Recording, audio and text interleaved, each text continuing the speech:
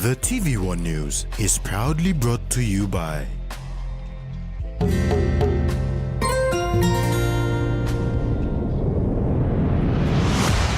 BSP, our bank, our people.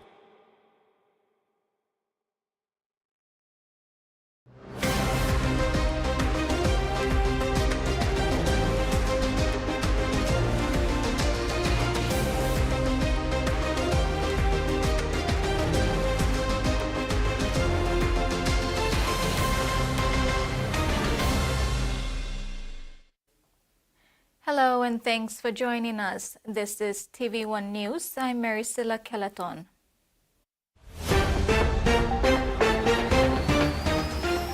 In this edition, government appoints Rainbow Paita as mining minister, PNG's preparations underway for Expo, and Gulf Rugby League eyes new talents.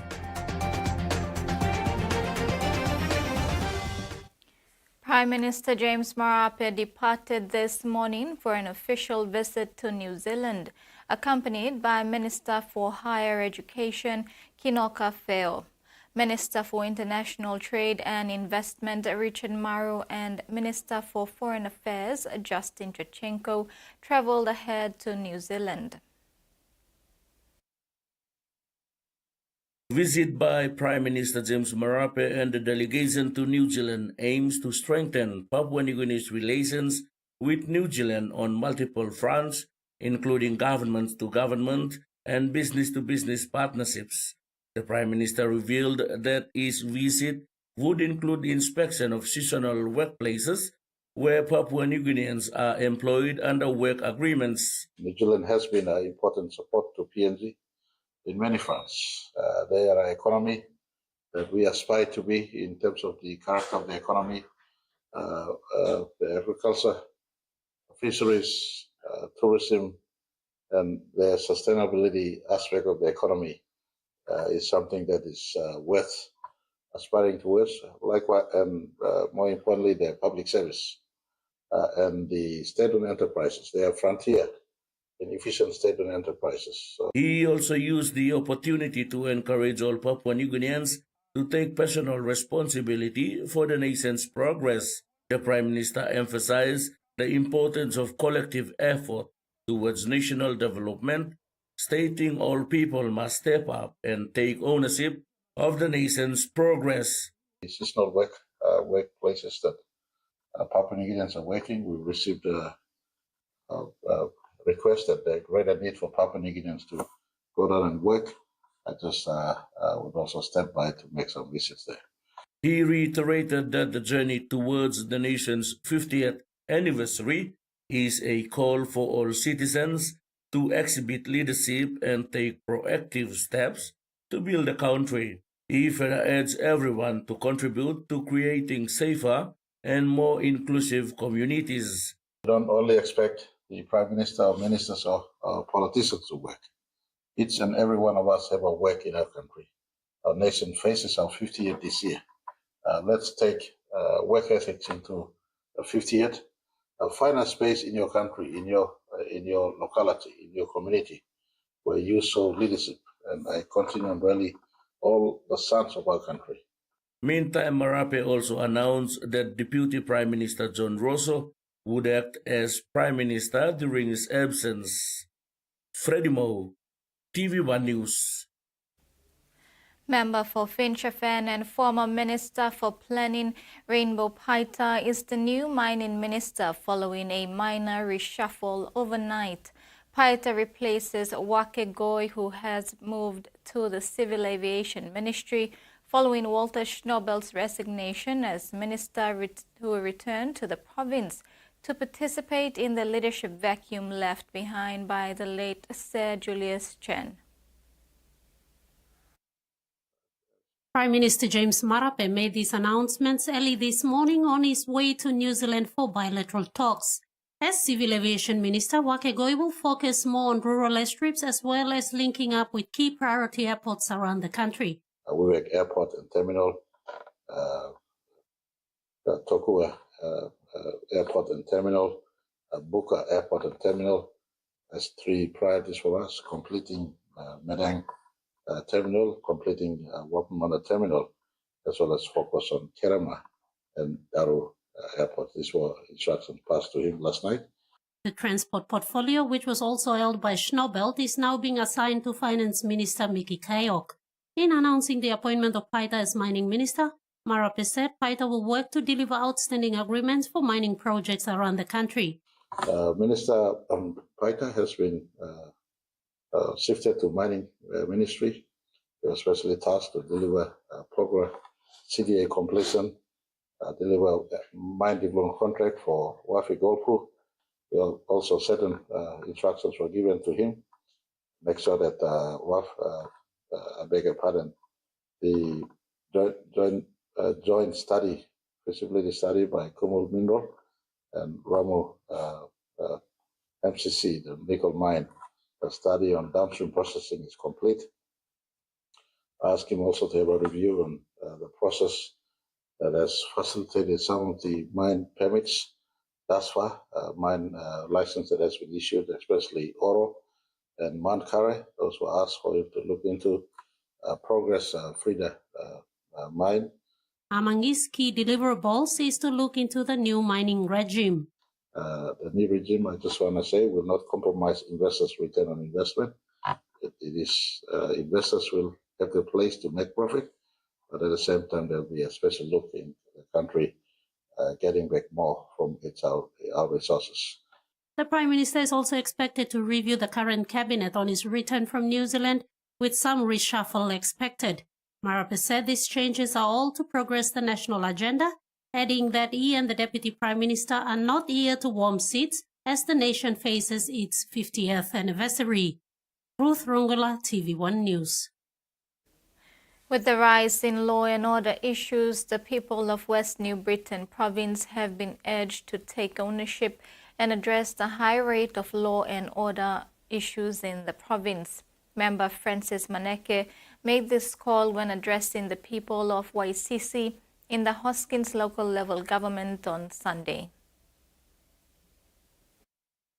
The escalating law and order in the province has prompted the member for Nakanai and Minister for Oil Palm, Francis Maneke, to call on indigenous people of West New Britain to take ownership and address the law and order in the province. He said the name of the province has been tarnished on social media and urged the people to address it amicably. Maneke says most often criminals from other provinces tend to spoil the name of the province by doing such criminal activities. Also, your people blow place. You must not come again a strong in place, baby. So that is why I believe also it's important that you must continue to talk line blow me, or picking blow me, or poo. So you can stop inside the community and walk. Not to safety blow.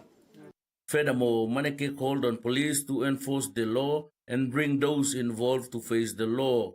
He also acknowledged the contributions of the Nakanai people for always upholding the rule of law in their communities.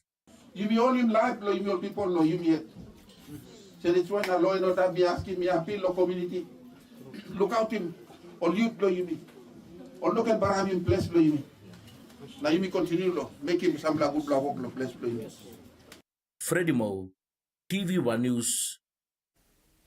The Waigani Police Station has piloted a community policing initiative to create safer neighborhoods and strengthen relationships between law enforcement and residents in the community. The Community Policing Initiative held at a Waigani Police Station recently encouraged citizens to actively participate in decision-making, problem-solving, and public safety activities. Community members will be involved in shaping the policing efforts in their areas, ensuring that law enforcement strategies reflect each neighborhood's unique needs and concerns. This initiative is supported by the European Union to PNG Partnership for Good Governance, or P4GG, which is working alongside the RPNGC to strengthen community policing as part of broader efforts to enhance security, rule of law, and access to justice in Papua New Guinea. Through P4GG, support is being provided to equip police with the necessary skills and resources to foster trust and encouragement with the communities they serve. NCD and Central Divisional Commander Acting Assistant Commissioner of Police Benjamin Turi said this pilot project aims to focus on open communication, transparency, and proactive problem solving.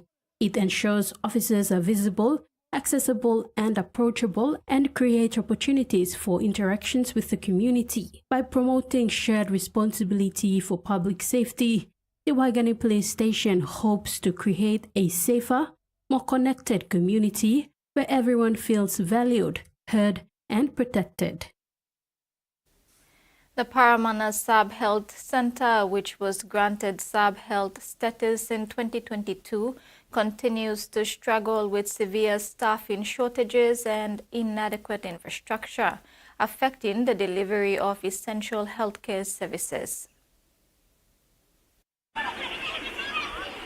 The officer in charge at the Paramana Sub-Health Center, John Kanduba, highlighted the critical staffing shortages and infrastructural challenges faced by the facility. Mr. Kanduba, who has been running the facility largely on his own since 2022, highlighted the immense challenges, including working late into the night without sufficient staff support.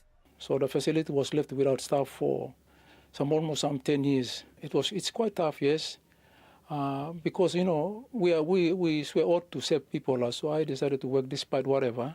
Despite the heavy workload, Kanduba remains committed to serving the community. However, the poorly constructed facility does not meet health standards, making it impossible to conduct maternal deliveries on site. Expected mothers are referred to Port Moresby or other nearby clinics. Yes, the facility, when it was built, it's built wrongly. And they did not get the guidance of the health, like the district, the provincial health, like now it's CPHA, to work alone to establish based on populations. Efforts are being made to improve the situation. The Central Provincial Health Authority has conducted assessments and discussions are ongoing regarding staffing, better infrastructure, and the provision of essential resources such as clean water and medical equipment. Kanduba called on leaders to take swift action. So we simply need a good leader who can see the people, we vote people in for a service, a better service, and that's the alone line. I'm looking at a good leader. So when we have a good leader, Caro, I simply believe that we'll have a good service. So when we request for things, ask for things, they simply go on and see it, and then you don't need to do a lot of talking. They can put inputs on that.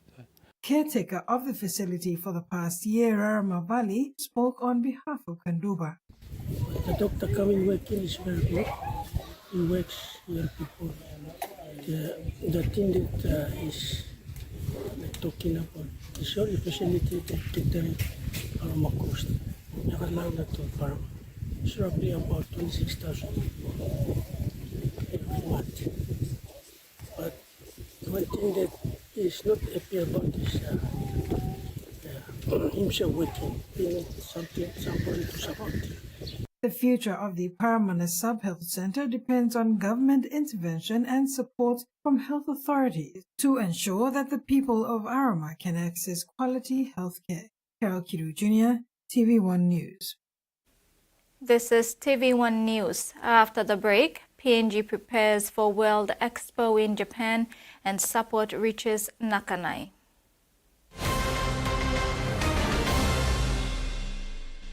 Banking used to mean long trips, endless queues, and piles of paperwork.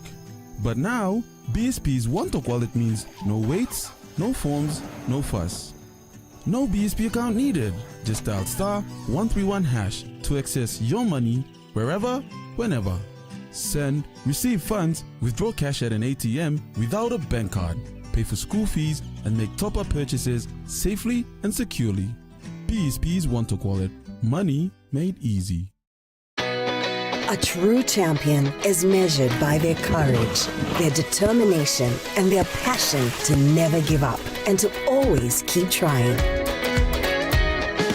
With a delicious Milo in milk taste and added nutrients, Milo in milk is a great way to fuel our little champions with nourishing energy every day. Because true champions give it their all. Milo, PNG and Mia. Find PNG made. The Toyota JD Hi-Ace bus comes in 14 and 15-seater high-roof luxury model powered by 2.8 liters JD engine for optimal performance output, fuel efficiency and quietness, designed with improved safety features and easy maneuverability for tire steering angle. The Hi-Ace lift suspension and annular frame structure is opted for smooth ride, comfort and safety. Experience the ride on the Hi-Ace bus and experience the Hi-Ace pride, the bus that exceeds all expectation. It's back to school with Lay Biscuits. We're giving away a massive 100,000 kina cash gift voucher to help you kickstart the year. We've got prizes up for grabs from 200, 500, 1,000, 2,000 and a whopping 5,000 kina cash gift voucher.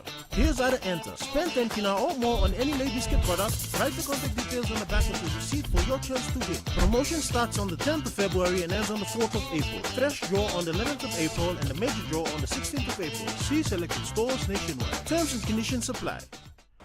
This honking is doing your head in. Why don't you go and put a stop to it? Oh, maybe not. Ding bang ding, ding ding bang, bam bam.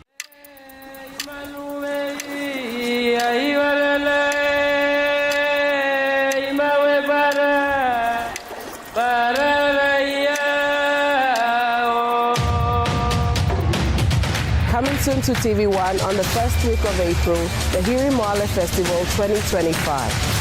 From floats to parades, cultural performance, welcoming of the Hiri Lagatoi, and our final crowning.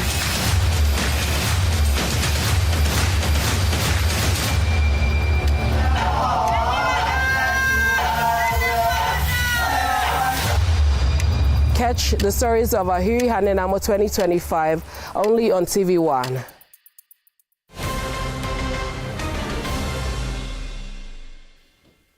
Welcome back. Octady Mining Limited is urging its business partners, trust groups and royalty associations to reinvest in its operations to benefit the communities of Western Province. OTML Managing Director and CEO Kedi Ilimbet made this call at the opening of the company's new 150-person self-contained accommodation units at Bigay Operations. Mel has opened its 150-person self-contained accommodation units at Bigay Operations, a milestone investment in improving living conditions for staff while creating economic benefits for local communities. Chief Executive Officer Kedi Ilimbet highlighted OTML's commitment to sustainable development and called on stakeholders to reinvest within Western Province rather than taking their funds elsewhere. Ilimbet said, "We need to reinvest in OTML operations or other local projects to ensure sustainable change. Don't take the money elsewhere, let's grow our communities together."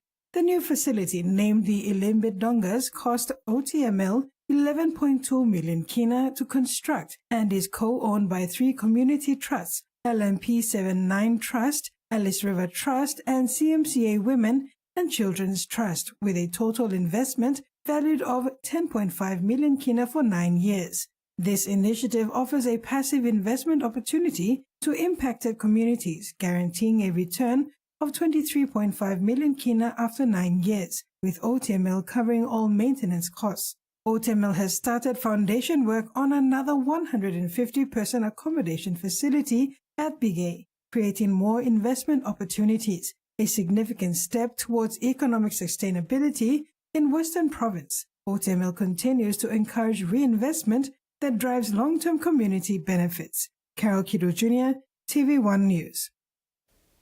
Section Papua New Guinea for Expo 2025 Osaka in Kansai, Japan is confident in its preparations for the 6-month Expo that commences in April. The working group that is leading Papua New Guinea's preparations for the Expo held its final meeting last week to tie in all efforts being coordinated by key stakeholders to ensure a successful showcase of investment opportunities in Papua New Guinea. The Papua New Guinea government will be using the World Expo in Japan as a stage to market the country as an investor destination in the Pacific. Commissioner General of Section Papua New Guinea, Ambassador Gabriel Dusava, says he is satisfied and thankful to all stakeholder members who have been participating in committee and preparing for Papua New Guinea's participation at the upcoming Kansai, Japan World Expo from April to October 2025. Ambassador Dusava said the commitment and determination shown by all stakeholder participants in contributing ideas and presentation through research and their respective internal consultation and validation is significant. He said this goes a long way in determining what the Expo team will showcase about Papua New Guinea in trade, investment, culture, and other investment areas for the country in its bilateral relationship with Japan, as well as PNG's overall interest globally. Key stakeholders present at the meeting updated on their preparations for the Expo, stating their areas of participation and the support they will be able to provide. Important agencies that will support manage the pavilion for the renovation. So that's the priority that we are doing in terms of securing support for accommodation. We hope that once we get more information on the ground, we will try and get additional accommodation for officers who will be rotating during the course of the Expo. Requirements, market requirements, and accessing local standards to allow to study future potential. So, okay, and also assist with the National Day delivery of the National Day program. It's not new. We have worked on this similar program in the past. PCG had briefly highlighted on what is expected on the day. Section PNG's goal at the Expo will be to present Papua New Guinea's diverse resources and unique sites of global significance, aiming to boost tourism and promote the country's products, services, and investment opportunities. Please join the chat in the TVWAN online and YouTube page on our headline stories today. Last weekend, the YCC community received a significant boost in infrastructure resources with the presentation of 353,000 kina worth of equipment by the member for Nakanai and Minister for Oil Palm Francis Maneke. The donation includes a local sawmill, various building materials, and essential tools aimed at enhancing local development and construction efforts. Member for Nakanai and Minister for Oil Palm Francis Maneke has emphasized the importance of community ownership and stewardship of the equipment during the presentation at YCC Village in the Oskins local level government area.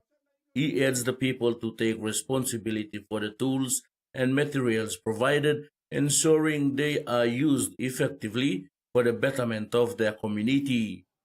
The initiative aims to empower locals to improve their infrastructure and contribute to sustainable development in the region. It's important that you must look at Whenever my identity blow you me, whenever me power blow you me, whenever me strong blow you me, lo stop blow here. I mean making this la talk because government blow you me lo new plan district inside the West Rugby and me stop blow here. And me start blow here lo place YCC.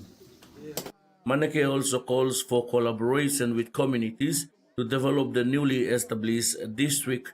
He said community engagement in local governance and development initiatives is important in the delivery of government services. Maneke says that fostering partnerships between the government and local communities will create a more inclusive approach to resource management and economic growth, particularly in the oil palm sector. You make that opportunity, blessing where Mr. Police lo handle me to plan. Me to plan must look out him. Me to plan look out him. You are there, you bagarap him. Arem good. Money blow me to plan. Resource blow me to plan. And me start blow, district blow me to plan. Resource blow you, and me no start blow sipi. Resource lo yun stablo Moresby. Resource lo yun stablo ground lo yun lo Nakanai. Furthermore, Maneke encourages community ownership of initiatives which can enhance sustainability and reduce conflicts over resources. You like come by looking Molson, school ban up Molson. Because this is source blow, this is development of school and you quarantine sikama. Maneke's initiative reflects a growing recognition that sustainable development relies on the active participation and collaboration of those most affected by the policies implemented. Freddie Mo, TVWAN News. The National Film Institute in Eastern Highlands Province has received a much-needed boost to enhance its operations. The National Cultural Commission, through the national government, has provided a new vehicle and camera equipment worth 350,000 kina. Last week, the National Cultural Commission Chief Executive Officer Stephen Kilanda officially handed over a 300,000 kina vehicle and 50,000 kina worth of video production equipment to the National Film Institute's Acting Director, Priscilla Jogere. The presentation took place in front of NFI staff in Goroka. Kilanda made it clear that the government expects tangible results from this investment. He urged NFI to increase its documentary film production, which he said had been lacking over the past 10 to 15 years. Vehicle is very sensitive thing. If you don't manage it, if you don't control the vehicle, it will bring a problem. So, in terms of accident or in terms of hitting the vehicle, maintenance-wise, to minimize those, you have to manage it right. Manage it well. It's an asset. He also issued a stern warning to staff regarding the proper use of the vehicle, emphasizing that it should not be used for personal purposes. Let's deliver it. Let's come up with a program and let's show it to the government, people of this country, that the National Film Ministry is existing and we can do it better. You see. To ensure accountability, Kilanda revealed that the NCC has installed a global positioning system or GPS in all government vehicles, including the one given to NFI. The security team in Port Moresby will monitor its usage. With this support, NFI is now expected to revitalize its role in preserving and promoting Papua New Guinea's cultural stories through film. The challenge is now on NFI to deliver. Carol Kido Jr., TV1 News. And now to the finance news. The kina closed unchanged at $0.2466 in the interbank market. At Bank South Pacific, our kina was buying $0.2391 $0.3783 Australian dollars, $0.2138 euro, and 35.72 Japanese yen. Looking at commodity prices at New York close, gold, coffee, cocoa, and crude oil closed higher. Palm oil and copper closed lower, and copper closed the day unchanged. And on the stock market, the Dow Jones closed higher, ASX closed higher, and all ordinaries closed higher as well. TV1 News continues after the break. Stay with us.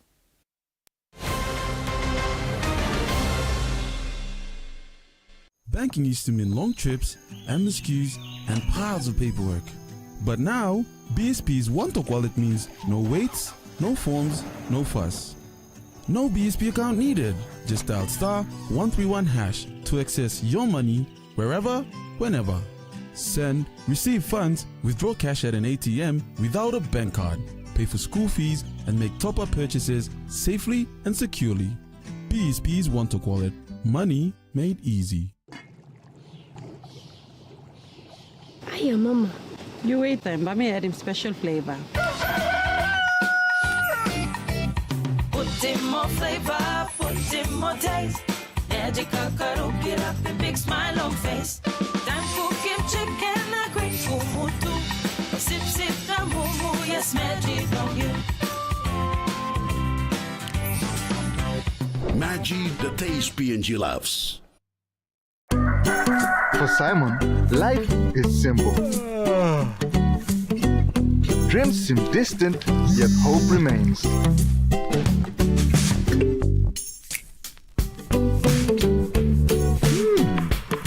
One ticket, one dream. Simon's world changed forever. Yes! From small dreams to big possibilities. One Top Jackpot is here for everyone. Win big every day. Start the school year right with Colgate and Protex. There's loads of amazing prizes to be won. Win laptops, tablets, and 250 Kina shopping vouchers. To enter, purchase 2 or more Colgate and Protex branded product. Write your name and contact details at the back of the receipt. Drop it in the entry bin in participating stores for a chance to win. Promo starts 1st Feb and ends March 31st, 2025. Go to your nearest participating store now and buy Colgate and Protex products to win. Terms and conditions apply. Meet the bank for everyone, everywhere. As People's Microbank, we were proud to be a bank for the people. Now as National Banking Corporation, we are bringing modern banking to all in Papua New Guinea. With more branches and our friendly staff ready to assist you in more places, we are making money matters simple and fair. So wherever you are, however you say it, say hello better banking. Learn more at nbcpng.com.pg.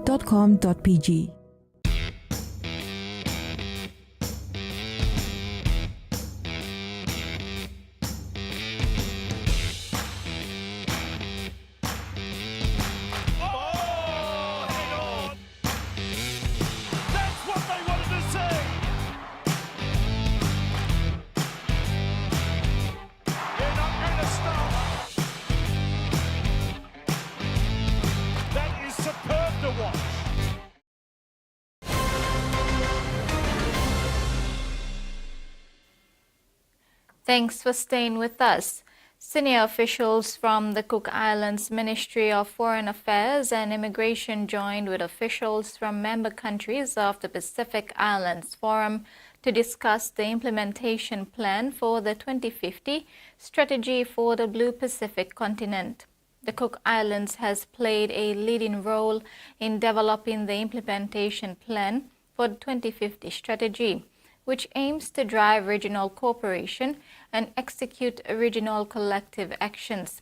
Senior officials reviewed the monitoring, evaluation, and learning mechanisms for the plan and considered the role, methodologies, and structure of thematic advisory groups, which will serve as the technical arm for implementation, aligned with a thematic area of the 2050 strategy. The Albanese government will unveil another round of powerful bill relief in Tuesday's budget, giving every household a $150 rebate from July. The opposition has slammed the handout, but will not stand in the way of the measure passing through Parliament. The nation's numbers man knows his fourth budget could be his most pivotal yet. Budget night will be all about our progress to here and our plan from here. After back-to-back surpluses, this budget will be in deficit. Even so, the Treasurer's promising hip pocket help for households. Labor's already unveiled a multi-billion-dollar plan to make medicines cheaper and boost bulk billing rates. Tuesday's budget will deliver more help, extending power bill relief for 6 months. From July, $150 for every household at a cost to the budget of $1.8 billion. Cost of living support that will also have an effect of putting downward pressure on inflation. Before the last election, Labor promised power bills would fall by $275 this year. Instead, they've only gone up. Without our assistance and without our interventions here, electricity would be more expensive. The Treasurer hinting this rebate may not be the last. We'll keep that under review from budget to budget. As coal-fired power stations close, the Coalition's been critical of Labor's renewables-led transition. It's taking a vastly different policy to the election, promising more gas to put downward pressure on prices. And from mid-2035, nuclear reactors. But when pressed on the cost, the Shadow Treasurer appeared reluctant to put a figure on it. I'm just asking what it's going to cost Australia to build nuclear power plants. 44% less than the alternative. Just so people can understand what the cost is. Well, 44% less. His leader was more forthcoming, referring to modelling the coalition commissioned itself. Now, the cost of that is $331 billion, which is $263 billion less than what Labor's proposing in their energy system. Peter Dutton's promising to flesh out his policy offerings after Tuesday's budget, whether it's cuts to the public service. There's no ambiguity here. Or cuts to permanent migration. No ambiguity about this. The details have so far been elusive. We will provide a big announcement this week. As Tuesday's budget approaches, Labor believes momentum is finally on its side. Coalition MPs have sensed the shift and want Peter Dutton to unveil more than a big announcement. They want a plan to present to voters. Both major parties are under pressure to prioritise domestic gas supplies in their cost of living plans ahead of the federal election. Gas giants would be forced to divert gas to the domestic market under a coalition reservation scheme targeting new projects in exchange for faster environmental approvals. Industry sources expect Labor to follow suit as part of an election shootout over how best to secure more energy and drive down prices. The coalition to unveil its plans to force gas giants to divert supply to the domestic market. And sources have told the ABC that originally it was planned that Peter Dutton, the opposition leader, would unveil details during the election campaign. However, with energy and the prices that we all have to pay being such a big topic among voters and looming as a key battleground in this upcoming federal election, he's decided to move those plans forward. It could be imminent. He could reveal details as early as his budget reply on Thursday. And industry insiders believe that Labor will very quickly follow suit with its own gas diversion scheme. That's because we are looking at the possibility of a hung parliament, with both the Tills and Independents very hot on this particular issue, particularly Jackie Lambie and David Pocock. He has criticised both parties for a tragic lack of leadership on this issue by failing to prioritise Australians, and he says that there is plenty of gas to go around to everybody. With the gas that is still to be sold on the overseas market, he says this should actually be diverted to Australian households and businesses first. Now, there are already gas diversion schemes operating in some states, including WA and Queensland, but this would apply far more broadly.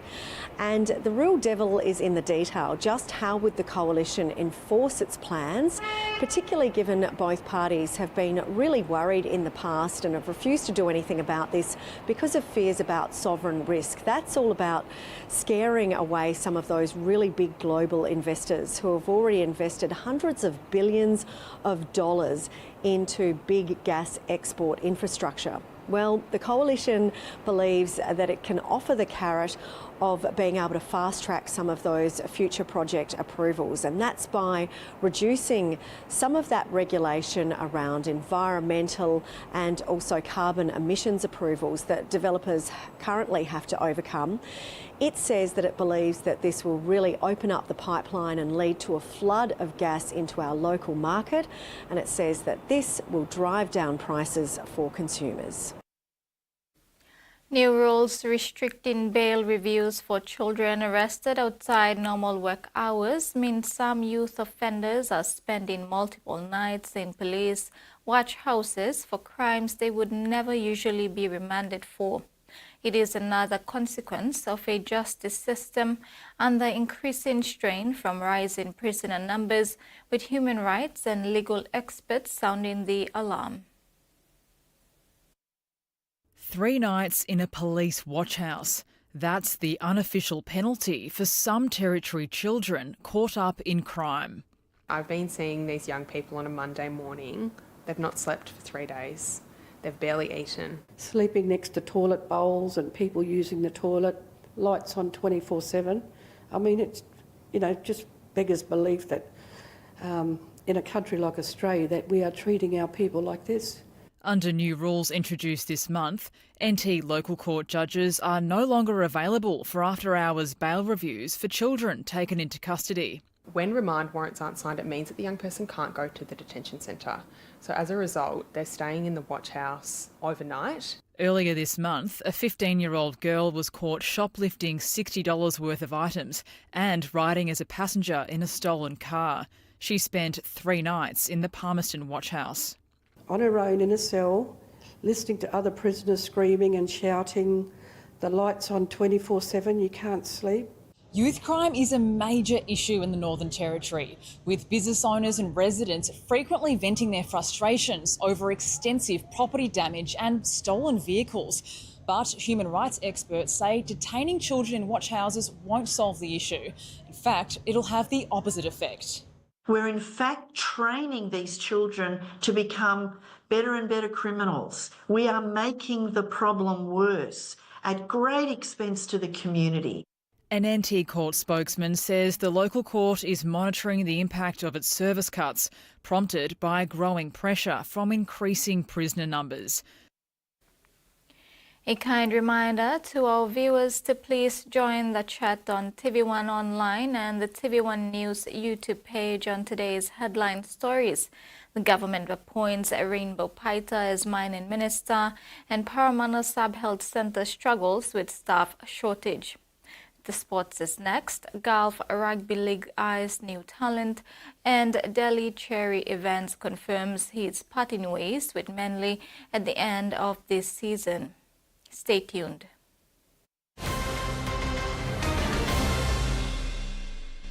We are the people, connected to our land and sea.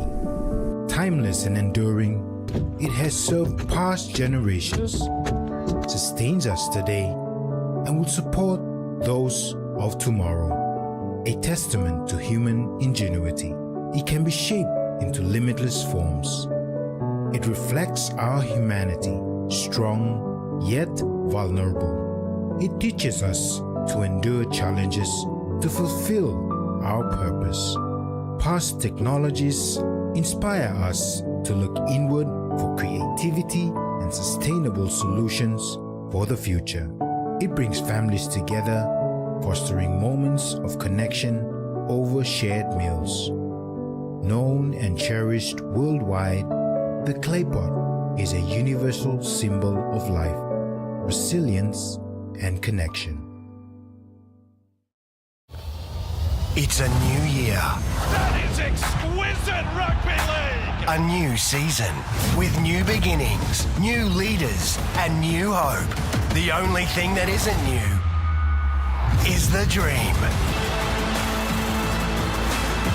That is the NRL at its absolute best. It all starts now. The NRL Telstra Premiership. Let's go! And live while we're young. So call me maybe. Hey, I just met you. This is crazy, but here's my number. Here we You can go. make up your mind. Please don't waste my time. You know you feel, baby, you light up my world like nobody else. You flip your head, gets me overwhelmed.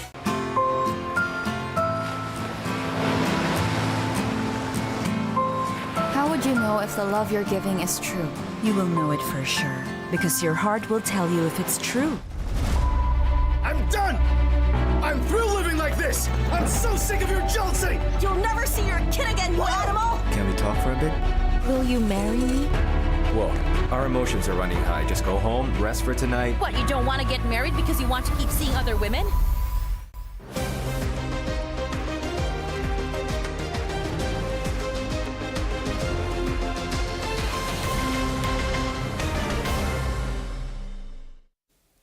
Welcome back. The Gulf Provincial Rugby League Board is committed to enhancing rugby league development in the province. The aim is to uncover local talent reminiscent of the Kuoro brothers, including Gideon, Hauda, the late Joshua, and Tuski Karu, former PNG Kumuls, who have been overlooked.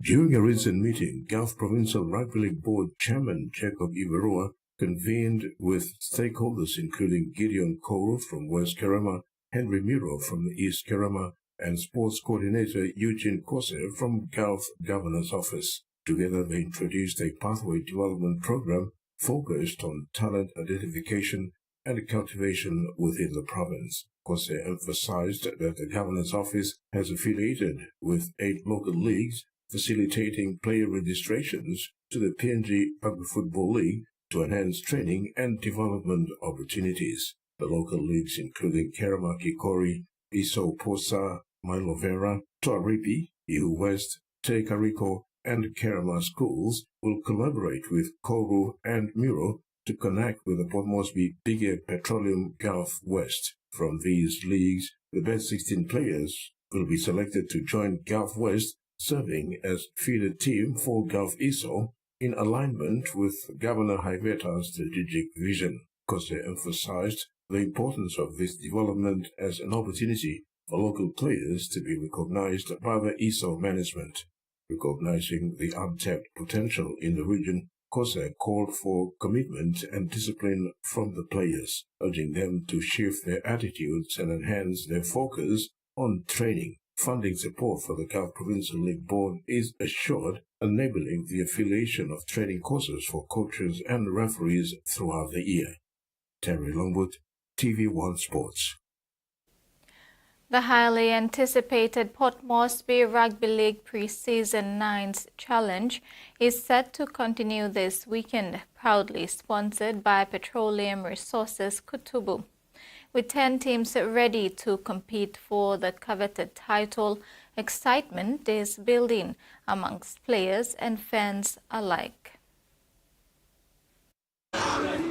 Due to last weekend's heavy rain, the official kickoff has been postponed by a week to ensure the playing surface remains in good nick for the tournament. Port Moresby Rugby League Administrator John Ambane has confirmed the participating teams, which include Pony Tigers, Paga Panthers, Souths, Defence, Horner Flies, Port Moresby Roosters, Zulu Raiders, Royals, Brothers, 7 Mile Jets, and the Barries.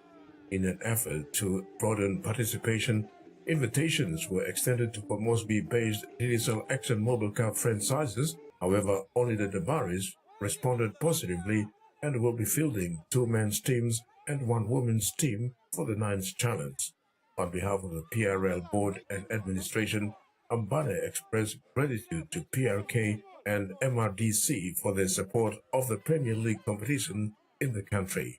Ambane also reminded clubs of the importance of complying with the PNG RFL calendar. He emphasized the necessity for all clubs to pay their 1,000 kina affiliation fee and 20 kina player registration fee, with a deadline set for April 25 for all required payments. Terry Longwood, TV1 Sports. Delhi Cherry Evans, the longtime captain of the Manly Sea Eagles, has confirmed his decision to part ways with the club at the end of the current NRL season. The celebrated halfback has stated that he will not be accepting a new contract offer from Manly, a revelation made public at a live television broadcast.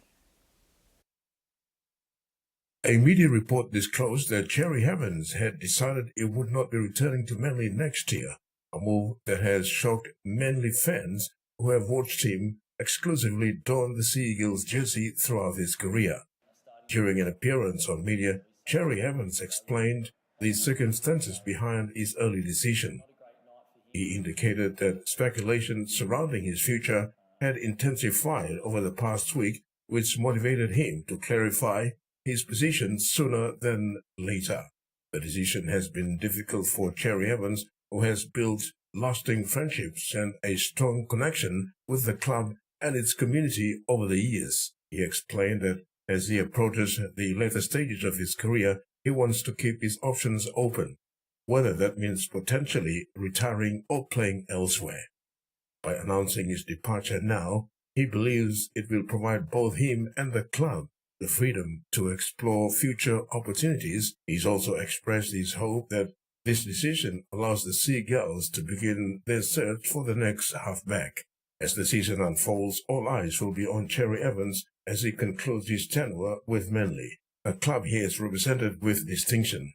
His next steps remain uncertain, but he has left the door open for a potential move to other clubs within the NRL. Terry Longwood, TVWAN Sports. Sea Eagles CEO Tony Mastrov revealed that Cherry Evans had previously indicated that he was planning to retire or move to the Super League in 2026 and Manly would not be at Manly. Cherry Evans broke the news to his Sea Eagles teammates after Sunday night's defeat of Canberra at 4 Pines Park. So look, that's Daly's decision. As far as we were concerned, Daly wasn't sure about what he was going to do, and this is what I passed on to the press for the last 3 months. I don't think he's still certain around what he wants to do. He doesn't know if he wants to retire. He's got a coaching offer from us to coach beyond that, but it's his decision. We obviously were discussing an offer back in October and November. Daly interacted and said, look, I'm not sure if I want to retire. I'm not sure if I want to go overseas, but it will be my last year at Manly. We respected that, and I think it's his decision. It's his career. He's been an amazing player for this club, and I think it's his right to do whatever he wants. We're going to support him in every way. Like I said this morning, I thought he did well last night. He was honest. He spoke from the heart like I am today.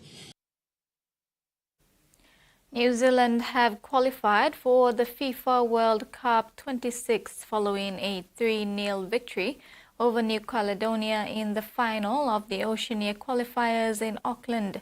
New Zealand on home soil and looking to qualify for a third Men's World Cup following 1982 and 2010 started brightly as expected, but were met by a robust and hard-working New Caledonia side. It certainly wasn't all one-way traffic in the first period as New Zealand was held to a close and fiery contest. New Caledonia, who had been impressive in their semi-final victory over Tahiti in Wellington in the previous match, threatened sporadically on the counter-attack, looking particularly dangerous through their forward pack. With New Caledonian legs tiring, New Zealand put their foot on the throttle, and it came as little surprise when points were left at 0-0 at half-time. Coming off the break, New Zealand rejuvenated with fresh legs and found their way around NC's defence. They struggled at first, but the New Zealanders found a way through to put the first goal in the 62nd minute through Michael Boxall. Not long under just 4 minutes, New Zealand netted another goal by Costa Barbarosis and sealed the victory in the 80th minute through Elijah Just to seal their FIFA World Cup dream. Despite defeat, the New Caledonia side can be more than proud with their efforts, having held the hosts goalless for over an hour and looking threatening when given the chance. They have a lot to build on for their future. For the future generation, because it's going to be like big games and stuff, like playing against big teams as well for like a purpose. So we're looking forward to it. We're going to prepare for it, and then looking forward to it. Yeah? New Zealand, however, were too strong, making the most of their chances when it mattered and taking advantage of a stretched game as the minutes wore on. 100%. We've done it against some big sides already. We need to keep improving, keep doing well, and hopefully do it on the biggest stage.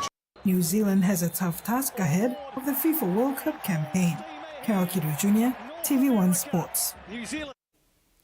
That's been the sports segment. We'll now have the weather forecast.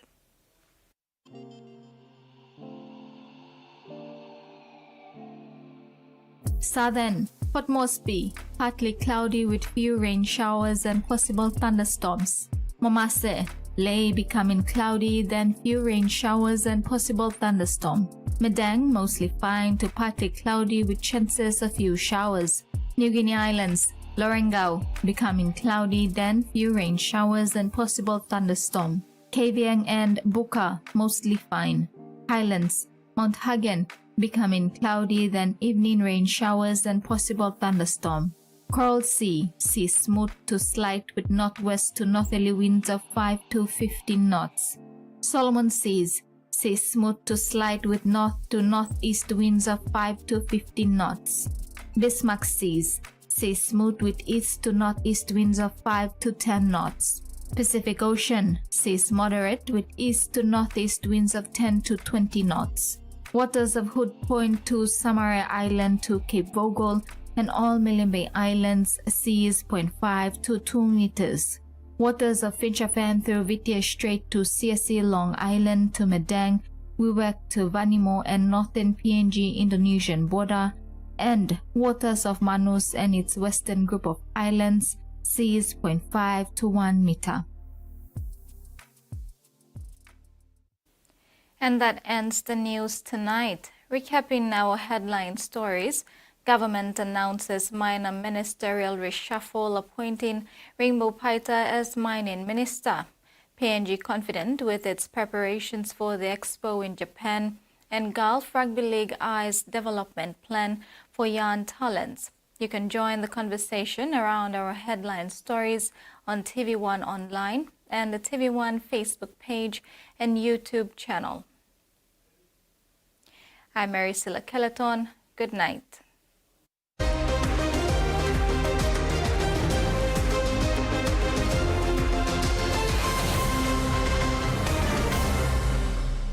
The TVWAN News was proudly brought to you by